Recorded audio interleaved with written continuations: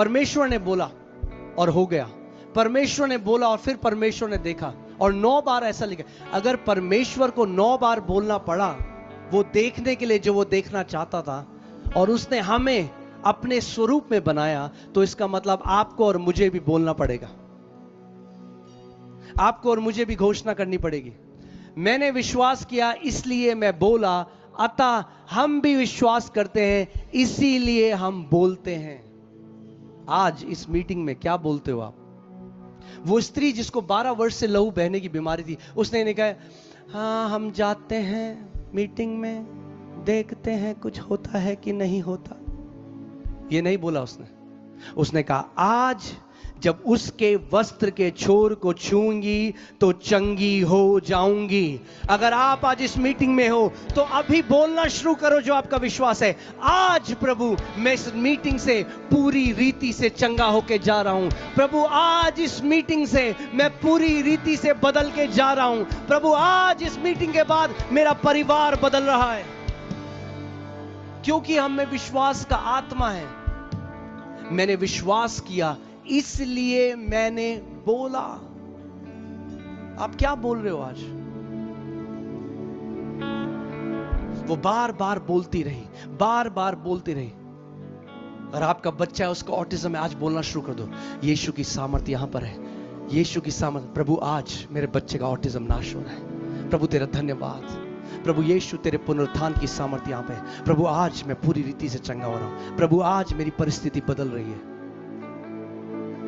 मगर अगर आप कलीसिया में देखोगे लोग ऐसे बैठे होते हैं, वो मुंह नहीं खोलते।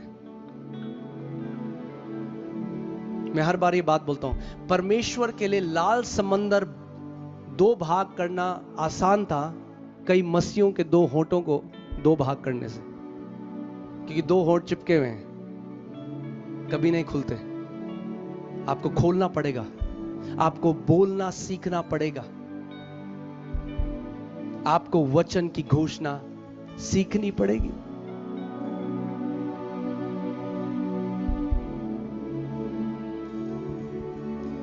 बार बार बार बार कितने ऐसे हमारी मिनिस्ट्री में जो लोग आते हैं जिन्होंने शिक्षा को पाया और वचन की घोषणा करने लगे। यशाया 53:5 को बोलने लगे अलग अलग, पहला पतरस 2:24, लूका 10:19, भजन संहिता 91, बार बार घोषणा करने लगे वचन की, और परमेश्वर की सामर्थ उनके जीवन में कार्य करने लगी। उनकी रिपोर्ट्स बदल गई। मरकुस 11:23 लगाइए। हम इस आयत को देखेंगे और फिर हम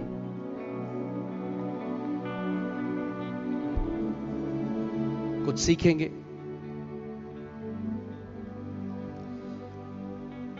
कौन ये? प्रभु यीशु मसीह कह रहा है, मरकुस 11:23 में प्रभु ने कहा, मैं तुमसे सच सच कहता हूं, वेरिली वेरिली आई से अनटू यू। वो इतनी इंपॉर्टेंट बात बता रहा है, वो नहीं चाहता आप उस बात को मिस करो।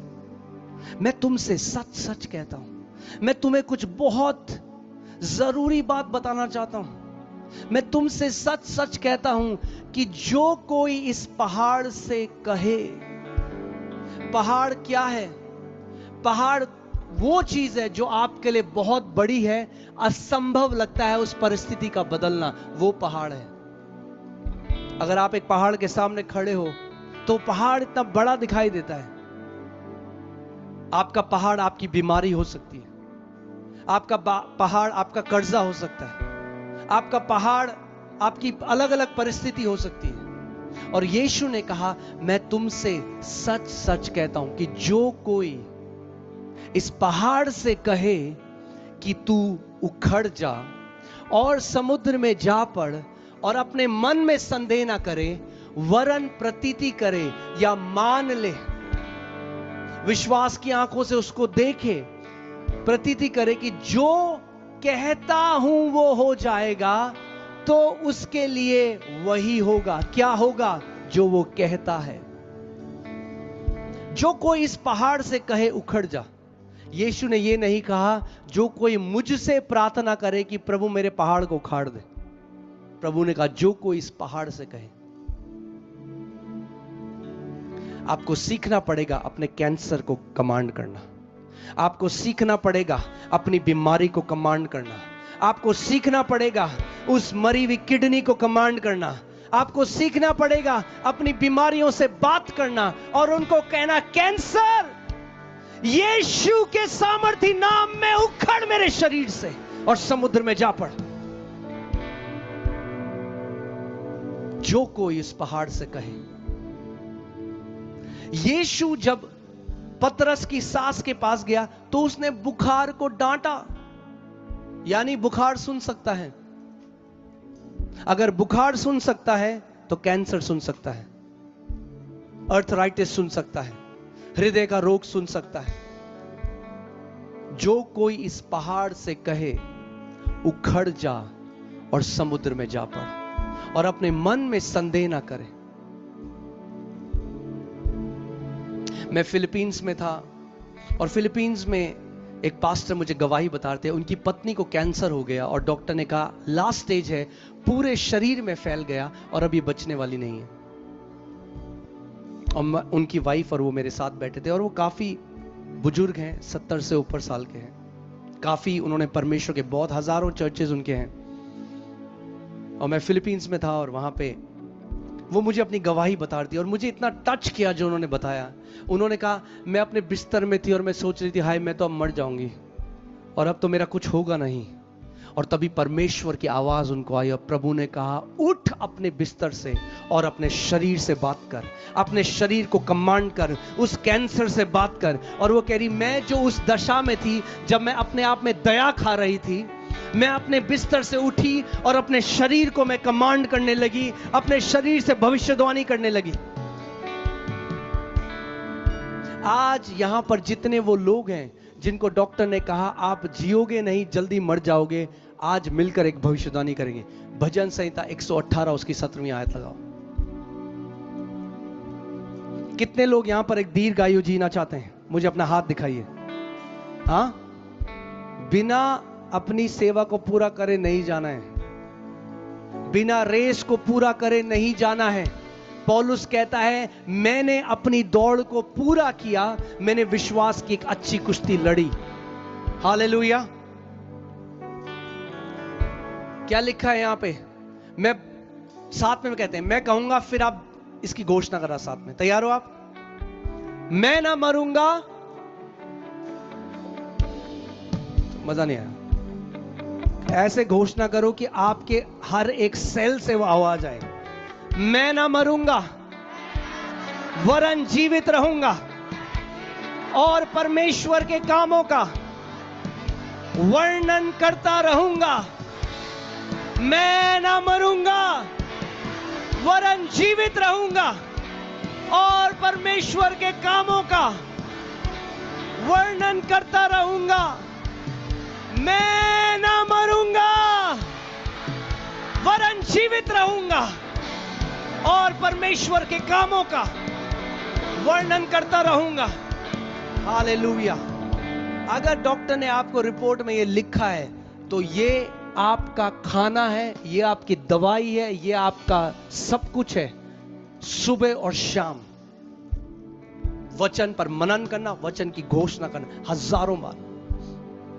मैं आपको एक गवाही बताता हूं जो बहुत पावरफुल गवाही है। एक परमेश्वर के दास हैं, वो एक कलीसिया में गए मीटिंग के लिए।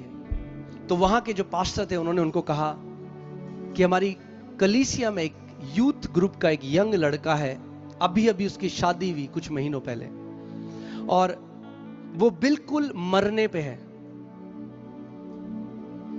उसको दिमाग का टीबी हुआ तो उसकी सांसें नहीं चल रही थी और वो डॉक्टर ने कहा है कि वेंटिलेटर पे है और डॉक्टर ने कहा कि वेंटिलेटर ऑफ कर दो, मशीन हटा दो, क्योंकि केवल मशीन ने उसको जिंदा रखा है। तो वो गए वहां पर आईसीयू के अंदर गए। तो जब आईसीयू के अंदर गए तो वो उन्होंने कहा कि वो ऐसे सांस लेता और फिर कोई सांस नहीं, थोड़ी देर में और फिर कुछ समय बाद वो एक एक सांस ऐसी ले रहा था। डॉक्टर ने कहा अभी मर जाएगा। और उन्होंने उस लड़के के लिए प्रार्थना नहीं करी। वो कह रहे मैंने इसकी वाइफ को देखा, वो एक 21 साल की एक जवान लड़की थी। वो कह रहे मेरे अंदर तरस भर गया। और मैंने कहा प्रभु ये बेटी अभी इतनी जवान है और वो उसके पास बैठे, और डॉक्टर ने कहा, सबने बोला, नर्सेस ने बोला 2 मिनट आपको, जल्दी करो जल्दी करो। तो वो उसके साथ बैठ गए और कहा बेटा मेरी बात ध्यान से सुन, मेरे पास 2 मिनट है, क्योंकि मैं जो तेरे को बताने वाला हूं वो तेरे पति को जिंदा रखेगा। ध्यान से मेरी बात सुन, मेरे पीछे इस वचन को बोल, मेरा पति मरेगा नहीं। तो कहने लगे मेरा पति मरे, क्योंकि वो रो रही है उसमें। उन्होंने उसको डांटा, बोला ऐसे बोल, विश्वास से बोल, घोषणा करके बोल मेरा पति मरेगा नहीं। तो कहने लगी मेरा पति मरेगा नहीं, वरन जीवित रहेगा, वरन जीवित रहेगा, और परमेश्वर के कामों का, और परमेश्वर के कामों का वर्ण। बोला फिर से बोल। 2 मिनट तक वो उससे बार बार बुलाते रहे, फिर से बोल, फिर से बोल, फिर से बोल, मेरा पति मरेगा नहीं वरन जीवित रहेगा, और परमेश्वर के कामों का वर्णन करता रहेगा। और फिर नर्स आई, उनको बोला जाओ। जाते हुए उन्होंने बोला जब तक तेरे शरीर में जान है तू ये बोलती रहे, जब थक जाए थोड़ी देर सो, उठ और दोबारा बोल। ये एक लड़ाई है, विश्वास की कुश्ती तुझे लड़नी पड़ेगी। और वो चले गए। अगले साल जब दोबारा उन्हें उस कन्वेंशन में बुलाया गया तो पास्टर ने उनको कहा वो स्टेज में देखो जो लड़का गा रहा है, वर्शिप कर रहा है, क्या आप पहचाने उस लड़के को? तो उन्होंने कहा नहीं, कौन है ये लड़का? उन्होंने कहा ये वही लड़का है जो वेंटिलेटर में था जिस दिन आप आए थे, ये पूरी रीति से चंगा हो चुका है। तो उन्होंने कहा मैं उसकी बीवी से मिलना चाहता हूं, मैं उस बेटी से बात करना चाहता हूं जिसको मैंने बताया था। तो वो उसके पास गए और बोला बेटा मुझे बता कि तूने कितनी बार वो वचन की घोषणा करी जो मैंने बोला था? उसने कहा पास्टर जी मैं हजारों बार उस वचन की घोषणा करी, जब तक मेरे शरीर में जान थी मैं बोलती रही, जब पूरी थक के चूर हो जाती तो सो जाती, फिर जब नींद खुलती फिर बोलती मेरा पति मरेगा नहीं वरन जीवित रहेगा और परमेश्वर के कामों का वर्णन करता रहेगा। मैं बोलती रही। बोला बेटा बता कि तूने कब फर्क देखा उसके जीवन में? पहले दिन कुछ हुआ? बोली कुछ नहीं हुआ। बोला दूसरे दिन कुछ हुआ? बोला कुछ नहीं हुआ। कहती तीसरे दिन इसकी सांसें नॉर्मल होने लगी, हल्के हल्के करके। और कहती 7वें दिन इसको डिस्चार्ज दे दिया डॉक्टर्स ने, पूरी रीति से चंगा हो गया था। मगर कई लोग क्या करते हैं, वो जल्दी से हार मान लेते हैं। इससे पहले कि अपने चमत्कार को देख सकें वो गिव अप कर देते हैं, क्योंकि शैतान उनके मन में डाउट डाल देता है। इसीलिए वचन कहता है अपने मुंह के अंगीकार को थामे रहे, अड़िग हो जा, उसको छोड़ मत। अगर वचन में लिखा है, यीशु ने कहा स्वर्ग और पृथ्वी टल जाएगा मगर मेरे मुख से निकले हुए वचन का एक बिंदु भी ना टलेगा। अपने पड़ोसी को बोलो गिव अप नहीं करना है। अगर वचन में लिखा है उसमें अड़िग खड़े हो जाना है और वचन की घोषणा। आपका काम वचन की घोषणा करना है, उस वचन को पूरा करने का काम परमेश्वर का है। आप जब अपना काम करोगे परमेश्वर अपना कार्य करेगा। हालेलुया। तो आज हम कुछ करने वाले हैं, तैयार हो आप? एक बार सारे लोग खड़े हो जाएं।